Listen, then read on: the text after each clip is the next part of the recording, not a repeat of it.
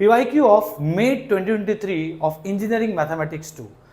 ये सम हम लोग देख रहे हैं, क्वेश्चन नंबर 1 का ए है पहला सम, और ये सम देख के हमें समझना पड़ेगा कि कौन से मॉड्यूल का। तो सबसे पहले जब क्वेश्चन पेपर हाथ में आएगा तो हम लोग को ये क्वेश्चन नंबर 1 ए दिखा, तो ये देख के समझ रहा है कि ये मॉड्यूल नंबर 1 जिसका नाम है फर्स्ट ऑर्डर डिफरेंशियल इक्वेशन, उसका ये क्वेश्चन है।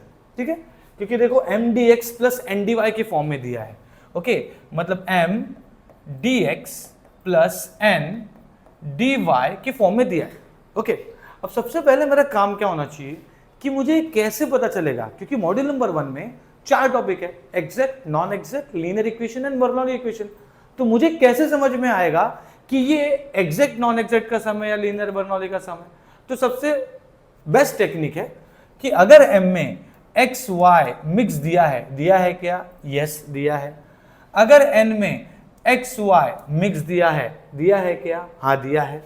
अगर दोनों में भी x y मिक्स दिया है तो ये होगा एग्जैक्ट नॉन एग्जैक्ट का सम। लेकिन अगर एक में एक्स वाई होता और दूसरे में नहीं होता, या इसमें होता उसमें नहीं होता, तो समझ जाने का ये लीनियर इक्वेशन एंड बर्नौली का सम है। Is that clear? ओके, अब ये क्वेश्चन देख के तो समझ गए कि एग्जैक्ट नॉन एग्जैक्ट का सम है। अब हम इसको सॉल्व करेंगे। जो हमारे पास m दिया है वो क्या है? y square EXY square plus 4x3। इसको मुझे करना है differentiating partially with respect to x। अब यहां पर बच्चे गलती करते हैं, विथ रेस्पेक्ट टू x करना है, y करना है, भूल जाते हैं। तो मुझे क्या करना है, मुझे ऐसे याद रखना है m y माय, तो मुझे m को विथ रेस्पेक्ट टू x करना होगा। ओके, और वैसे ही n को विथ रेस्पेक्ट टू x। तो अगर ये याद आ गया तो ये हो जाएगा। जब स्टार्ट करेंगे तो m को किससे करना है? m को करना है differentiate with respect to x। तो यहां पे क्या हो जाएगा? विथ रेस्पेक्ट टू ये यहां पर मैं y करके इसको मैं कर देता हूं del m by del y is equal to, यहां पे देखो ये दो y का फंक्शन है, एक एल्जेब्रिक एक एक्सपोनेंशियल है। ओके, तो यहां पे तो मैं लगा दूंगा uv। ओके, तो यहां पे ये लग जाएगा u, ये हो जाएगा v। ओके, ये तो पूरा कांस्टेंट होगा विथ रिस्पेक्ट टू y के लिए, तो ये तो पूरा जीरो होने वाला है। तो मैं क्या करूंगा, y स्क्वायर वैसा का वैसे, uv लगा रहा हूं मैं, तो एक को रखो वैसा का वैसे, दूसरे का कर लो डेरिवेटिव। फॉर्मूला याद करने का जरूरत नहीं है uv का, डेरिवेटिव ऑफ uv का फॉर्मूला याद करने का जरूरत नहीं है। एक ये है, एक ये है, एक u है, एक v है। u को रखो वैसे का वैसे ही, तो मैंने रख दिया। अब v का डेरिवेटिव कर लेंगे विथ रिस्पेक्ट टू y, फिर उसके बाद प्लस, फिर v को रखेंगे वैसे का वैसे ही, और जिसका डेरिवेटिव नहीं किया था u का, उसको कर लेंगे, सिंपल। तो अब ये क्या हो जाएगा, y स्क्वायर EXY स्क्वायर का डेरिवेटिव होता है EXY स्क्वायर, फिर XY स्क्वायर का भी डेरिवेटिव करना पड़ेगा विथ रिस्पेक्ट टू y, तो ये हो जाएगा 2xy प्लस, अब ये EXY स्क्वायर वैसा का वैसे ही है। ओके, और y स्क्वायर का डेरिवेटिव हो जाएगा 2y, फिर उसके बाद प्लस, ये विथ रिस्पेक्ट टू y करेंगे तो हो जाएगा 0। इसका मतलब del m by del y जो मुझे आ रहा है वो क्या आ रहा है, 2xy cube EXY square plus 2y EXY square. यहां पे मुझे मिल गया del m by del y। Okay, वैसे ही मुझे निकालना पड़ेगा n। अब n को किसे करना है, with respect to x। Okay, तो ये क्या हो जाएगा,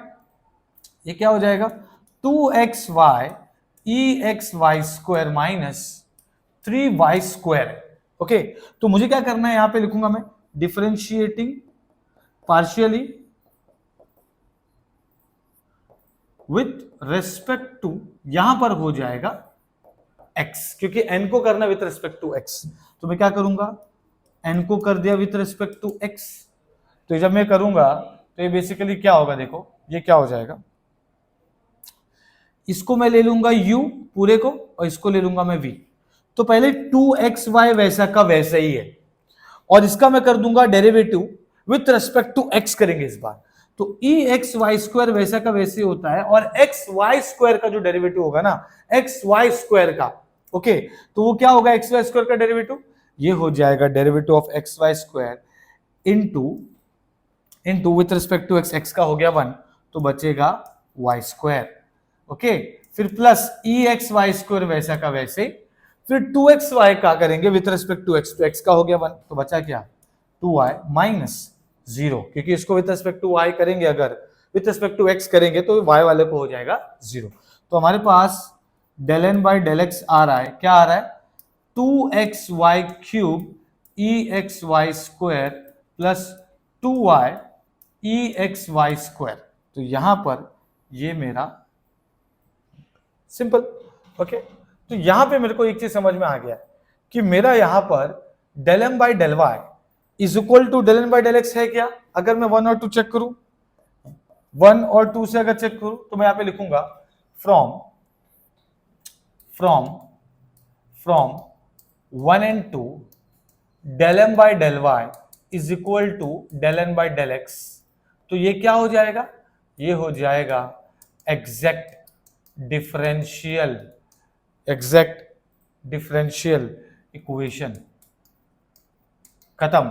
जैसे ही एग्जैक्ट हो गया तो मेरा नेक्स्ट स्टेप होता है integration of m D x. तो मैं integration of m D x करूंगा तो ये हो जाएगा y square e x Y square है प्लस 4x क्यूब है ब्रैकेट क्लोज dx। तो अभी देखो वाई स्क्वायर कॉन्स्टेंट हुआ, अब ई एक्स वाई स्क्वायर, जरा ध्यान देंगे, ई एक्स वाई स्क्वायर का इंटीग्रेशन होगा ई एक्स वाई स्क्वायर ही होता है, क्योंकि derivative of e raise to x integration of e raise to x is e raise to x, तो मैंने वही लिखा। लेकिन यहां पे देखो, जब मैं यहां पे डेरिवेटिव कर रहा विद रिस्पेक्ट टू वाई कर रहा था, तो मैंने उसको डेरिवेटिव तो किया उस अजम्पशन का, इस वाले पार्ट का, लेकिन वो इनटू में लिखा। यहां पर मुझे डेरिवेटिव करना विद रिस्पेक्ट टू एक्स, उसको नीचे लिखना है, इंटीग्रेशन में हम नीचे लिखते हैं। तो यहां पर क्या हो जाएगा, एक्स वाई स्क्वायर का derivative with respect to x करेंगे तो बचेगा वाई स्क्वायर प्लस ये हो जाएगा 4x raise to 4 by 4। Okay, and then we have got plus C, तो ये 4 कैंसिल, वाई स्क्वायर कैंसिल। तो इंटीग्रेशन ऑफ जो एम डी एक्स मुझे आया है वो है E x Y square plus X raise to 4 plus C. अब वैसे हम लोग सॉल्व करेंगे integration of n free from x dy, मतलब n है ना वो फ्री फ्रॉम x होना चाहिए। तो कौन सा ऐसा पार्ट है n का जो फ्री फ्रॉम x है, तो फ्री फ्रॉम x, इसमें x है तो इसको इग्नोर करो, फ्री फ्रॉम x ये है, तो मैं ले लूंगा integration of -3y square dy, basically ये हो जाएगा -3y क्यूब बाई 3, तो ये 3 हो गया कैंसिल। ओके, एंड देन ये प्लस सी है, तो कंप्लीट सोल्यूशन क्या हो जाएगा, कंप्लीट सोल्यूशन इज ये हो जाएगा E x Y square plus X raise to 4 minus Y cube is equal to C. तो ये है हमारा इसका आंसर।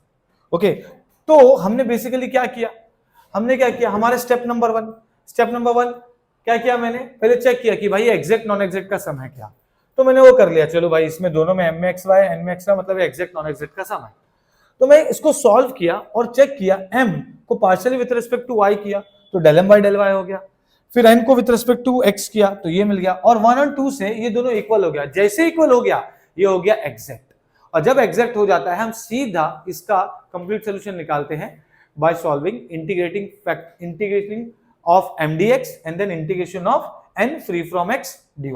तो मैंने mdx को सॉल्व किया, ndy को सॉल्व किया, n में फ्री फ्रॉम x बोला तो n में किसमें x नहीं है, इसमें x नहीं है, तो वही मैंने लिया पार्ट और उसको भी इंटीग्रेट कर दिया y स्क्वायर का y cube by 3, and then we have got the answer. इन दोनों को ऐड कर लिया, इंटीग्रेशन ऑफ mdx का जो आया था इसको, and then we have got the answer. Okay, तो आई होप आपको ये समझ में आया होगा। ऐसे और भी क्वेश्चंस रहेंगे। Thank you so much.